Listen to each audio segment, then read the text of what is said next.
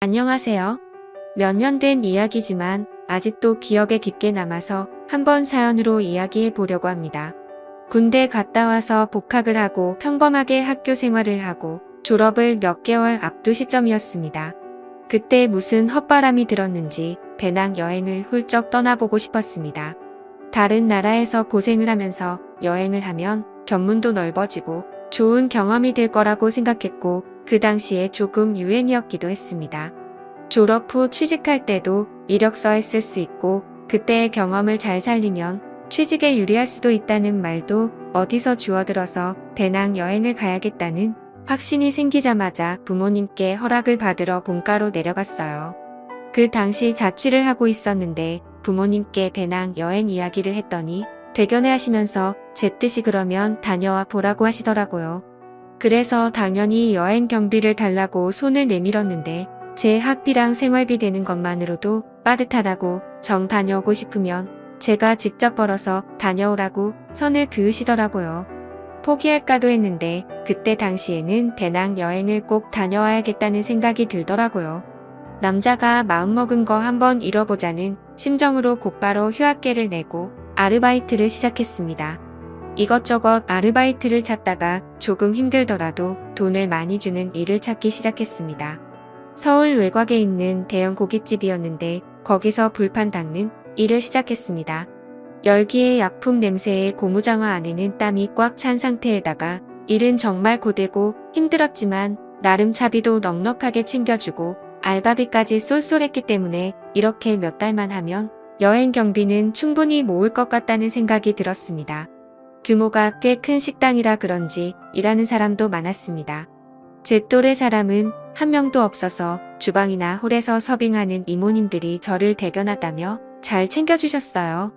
젊은 학생이 하기엔 힘든 일인데 요즘 보기 드문 청년이라면서요. 그 중에서도 그나마 홀에서 서빙하는 누님이 30대 초중반 정도로 보이는 제일 젊은 사람이었는데 다른 이모님들하고는 다르게 조금 친해지기 힘든 구석이 있었습니다. 약간 날카롭고 신경질적인 외모의 누님이었는데 같이 일하는 분들이 나이 차이가 너무 많이 나서 그런가 그 중에서는 단연코 제일 예뻐 보였습니다. 허리를 꽉 조아묶은 앞치마 때문인가?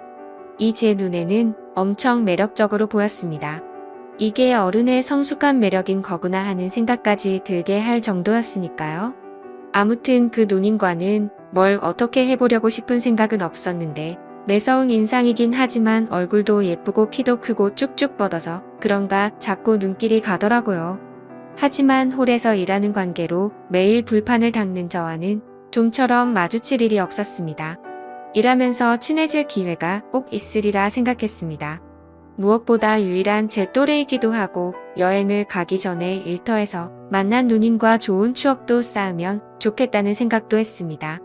젊은 나이에 고생이 많다며 다른 이모님들한테 이쁨을 받아서 그런가 당연스레 그 누님한테도 이쁨을 받을 거라고 생각을 했었어요. 몇 번 말만 트게 되면 누님하고 순식간에 친해져서 둘만의 시간을 보내는 게 어렵지 않은 일이라고 생각했습니다. 식당에 일하는 남자 중에서도 누님에게는 제가 유일한 또래이기도 하고 아마 대충 보아도 제가 제일 힘도 좋아 보였기 때문에 누님에게 매력 어필을 하는 건 일도 아닐 거라는 생각이 들더군요. 기회만 노리면서 누님과 친해질 기회만을 호시탐탐 노리고 있었습니다. 거의 매일매일을 일터에서 보는데 언젠가는 기회가 올 거라는 생각이 들었습니다. 그나마 일하는 사람들이 대화를 주고받을 수 있는 때가 있는데 그건 점심에서 저녁으로 넘어가는 시간에 다 같이 모여서 먹는 식사 시간이었습니다. 여행까지 얼마 남지 않은 시간 동안 빨리 작업을 걸어야겠다는 생각이 들어 그날 점심에는 작정하고 그 누님의 맞은편 자리에 앉아서 밥을 먹었습니다.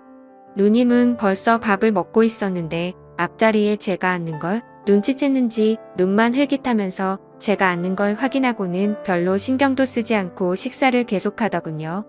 생각보다 차가운 누님의 반응에 의기소침해졌지만 이대로 포기할 제가 아니었습니다. 제 소개를 하면서 살갑게 인사를 건넸는데 돌아온 반응은 더욱더 차가웠습니다. 그녀는 저에게 말 걸지 말고 조용히 밥이나 먹으라며 대화 자체를 거부하더군요. 괜히 뻘쭘해져서 아무 말도 더 붙이지 못하고 그 자리에서 식사만 했습니다. 그런데 오히려 그 누님이 저를 무시하는 듯하는 차가운 반응에 저도 모르게 마음 안구석이 뜨거워지더군요. 저를 살짝 무시하며 짓누르는 듯한 태도가 오히려 그 누님을 정복해보고 싶은 욕심이 차올랐어요. 밥을 먹으면서 저런 태도의 누님을 굴복시켜 넘어뜨릴 생각을 하니까 짜릿해졌어요. 그 뒤로도 매번 틈 만날 때면 누님의 근처를 어슬렁대면서 말을 한번 붙여보려고 노력해봤지만 누님은 언제나 철벽을 치면서 저를 상대도 해주지 않았습니다. 오히려 저를 무시하고 헛소리 말고 일이나 똑바로 하라는 등 저에게 독한 말을 하면서 계속 저를 찍어 눌렀어요. 누님이 그렇게 저를 대할 때마다 끌어오르는 그 이상한 느낌을 참아내기에 점점 힘들어졌습니다. 그 차갑고 성숙한 미모가 오히려 그런 독한 성격과 더 잘 어울린다는 생각이 들었습니다. 이제는 누님과 친해져서 어떻게 기회를 노리는 게 아니라 그 누님이 저 없이는 견딜 수가 없도록 정복해버리고 싶었습니다. 비록 불판이나 닦는 허드렛 일을 하지만 기회만 있다면 할 수 있겠다는 자신이 있었습니다. 하루는 누님의 의외의 모습을 발견했습니다. 잠깐 저녁으로 넘어가는 늦은 점심시간. 평소보다 조금 바쁜 하루를 보냈습니다. 점심때는 손님이 많이 없는 편인데 그날따라 점심 손님이 많아서 점심부터 불판을 닦느라고 지치더군요. 한 바퀴 돌고 나니 더 이상 몰려 들어오던 불판도 줄어들어서 땀에 찌든 몸을 좀 식히려고 밖으로 나와 숨을 돌리고 있었습니다. 땀 좀 식힐 겸 해서 주변을 산책하고 있었는데 저쪽 구석에서 누님이 쪼그려 앉아서 뭔가를 하고 있는 걸 발견했습니다. 다른 사람이면 그냥 지나쳤겠지만 쪼그려 앉아있는 뒷모습마저 엄청 매력적인지라 그냥 지나갈 수 없었습니다. 한발음에 누님에게 달려가 뭐 하시냐고 물어보러 가는데 그 차갑고 냉정하기만 한 여자가 맞는지 의심이 들 정도로 밝은 표정을 짓고 있는 누님을 발견했습니다. 누님이 쪼그려서 보고 있던 건 근처에 살고 있는 새끼 고양이였습니다. 마감 시간마다 와서 손님들이 먹고 버린 고기를 얻어먹는 녀석인데 꽤나 귀여워서 일하는 사람들의 이쁨을 받고 있는 녀석이었어요. 세상 상냥하고 귀여운 말투로 고양이와 시간을 즐기는 누님의 모습이 정말 의외처럼 보였습니다. 제가 가까이 다가가니 누님이 흠칫 놀라며 다시 차가운 표정으로 돌아왔지만 고양이를 보듬어주는 손은 멈추지 않았습니다. 이 고양이로 말을 걸면 누님하고 친해질 기회가 생길 것 같아 저도 고양이랑 친한 척을 하면서 같이 장난을 쳤습니다. 고양이가 평소보다 더 애교를 부리면서 앵기는데 누님이 저에게 먼저 말을 걸어왔습니다. 얘 다리를 다친 것 같은데 라고 하더라고요. 누님의 말을 들으니 고양이가 다리를 절뚝거리는 게 정말 다친 것처럼 보였어요. 엉성하게 걷는 고양이의 모습을 보니 누님이 걱정이 많이 되는 듯 보이더라고요. 저한테는 관심을 하나도 안 보이면서 고양이만 챙겨주는 모습을 보니 오늘도 글렀구나 싶어서 다시 일할 장소로 가려고 몸을 일으켰습니다. 준영씨 혼자 산다고 그랬지? 준영씨가 이 고양이 좀 맡아줄 수 있을까? 다리를 많이 다친 것 같은데 다시 풀어주다래도 병원에는 데려가 보는 게 좋을 것 같은데. 준영씨 그래 줄 수 있어? 누님이랑 이렇게 길게 대화해 본 적도 없는 것 같습니다. 누님의 의외의 모습에도 놀라기도 했지만 대뜸 이런 부탁을 할 줄은 생각을 못했어요. 털 달린 짐승이라면 질색을 하는지라 거절하려고 했는데 문득 이 고양이를 집으로 데려가면 제 혼자 사는 집에 누님을 끌어들일 수 있지 않을까? 하는 생각이 번뜩 들더라고요. 누님의 부탁이라면 뭐든지 오라고 말하면서 점수 좀 딸겸해서 알겠다고 말했습니다. 누님은 무슨 대답을 그렇게 하냐며 저에게 다시 차갑게 반응했지만 저에게 조금 신세를 진 듯한 태도를 보이기 시작하더라고요.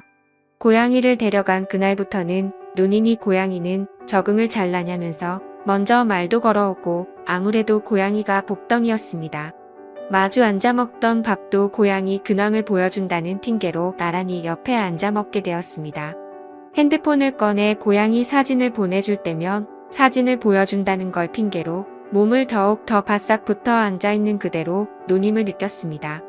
고깃집에서 일해서 몸에서 숯불 냄새가 날 텐데도 은은하게 퍼지는 샴푸 향기에는 정신이 아늑해졌어요.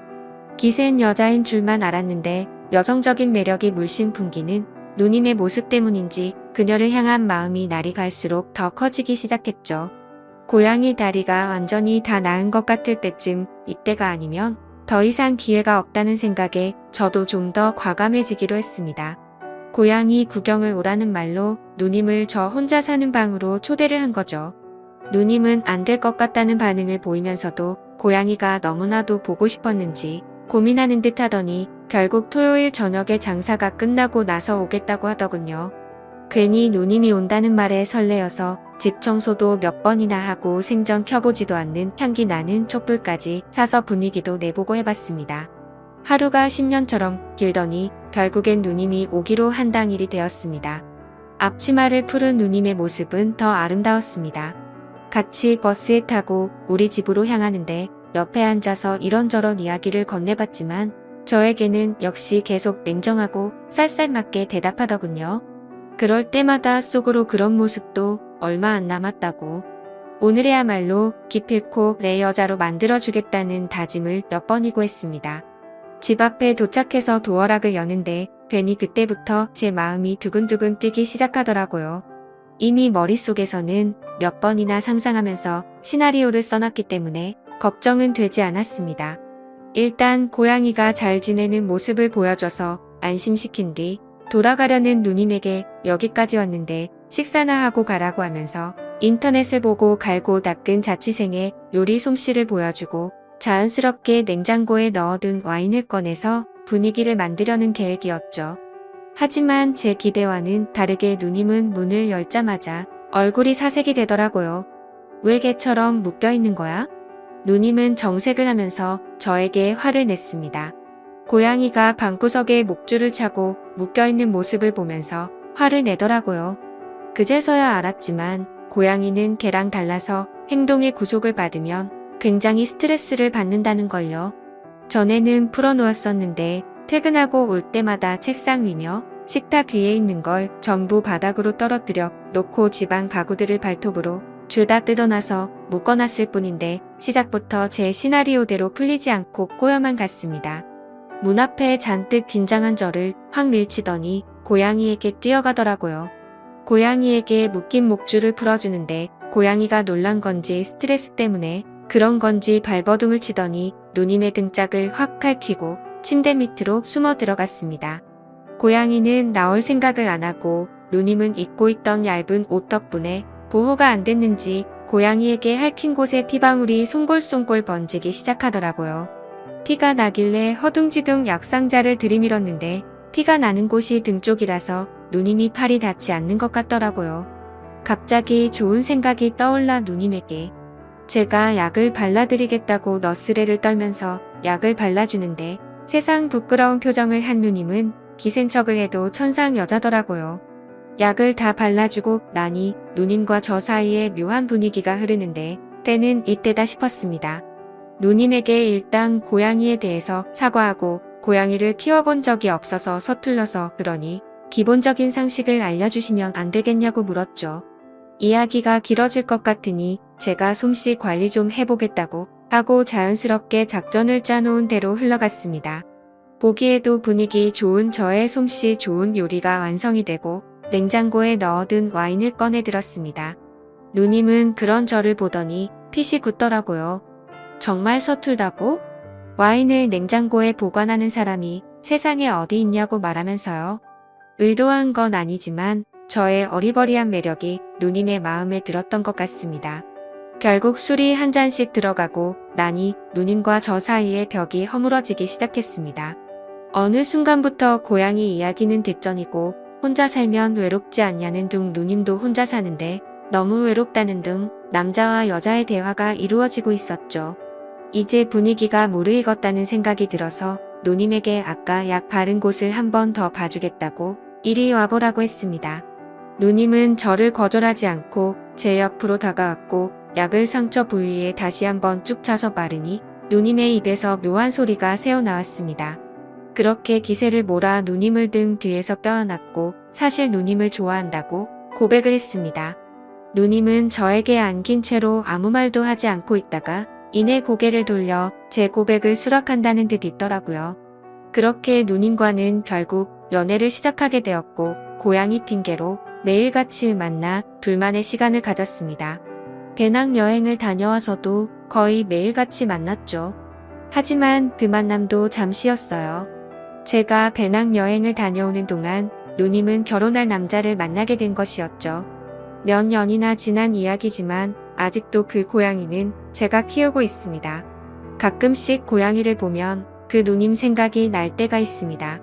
긴 이야기 끝까지 들어주셔서 감사합니다. 오늘의 사연은 여기까지네요. 긴 사연 끝까지 들어주셔서 감사합니다. 구독과 좋아요 부탁드려요.